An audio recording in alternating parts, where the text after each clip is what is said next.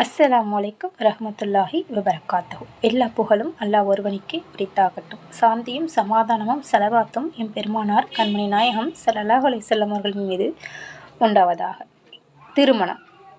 அல்லாஹ் தனது திருமறை குர்ஆனில் திருமண ஒப்பந்தம் என்பது கடுமையான ஒப்பந்தம் என்று கூறுகிறான். கணவன் மனைவி பிரிவது இஸ்லாத்தில் அனுமதி என்றாலும் அது அனுமதியான விஷயங்களில் மிக வெறுக்கத்தக்க செயல். அதே நேரம் ஷைத்தானுக்கு மிகவும் விருப்பமான செயலும்.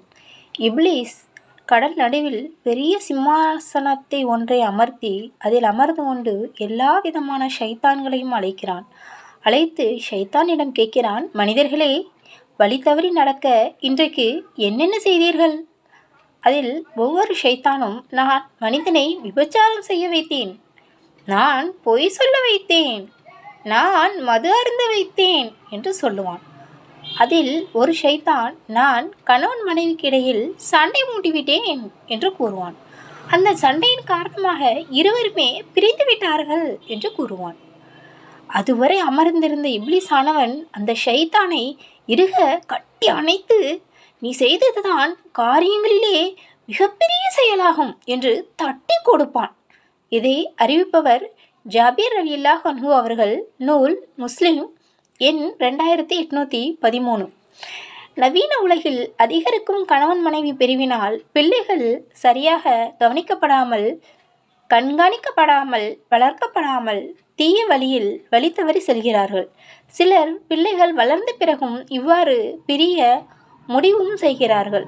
உங்களின் கடுமையான உடன்படிக்கையை அவர்கள் எடுத்து நீங்கள் ஒருவர் மற்றவருடன் இரண்டர கலந்துவிட்ட நிலையில் எப்படி நீங்கள் அதை பிடுங்கிக் கொள்ள முடியும்? திருக்குர்ஆன் 4வது அத்தியாயம் 21வது வசனம்.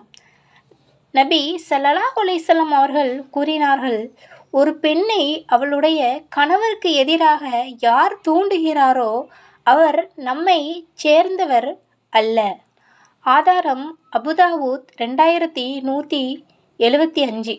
கணவன் மனைவி பிரிவதால் இறைவனின் சிம்மாசனமே அதாவது அர்ஷ் நடுங்கும் என்ற நபிமொழி இட்டுக்கட்ட செயல். இருந்தாலும் கணவன் மனைவி பிரிவது என்பது மிகவும் வெறுப்புக்குரிய செயலாக இருக்கிறது. ஒரு கணவன் மனைவி பிரிந்தால் அதில் பாதிக்கப்படுவது பிள்ளைகளாகத்தான் இருக்கும். பிள்ளையின் நலனை கருதி கணவன் மனைவி விட்டு கொடுத்து போவதில் தப்பில்லை என்பது என்னுடைய கருத்து. உங்களுடைய கருத்துக்களை நீங்கள் சொல்லுங்கள்.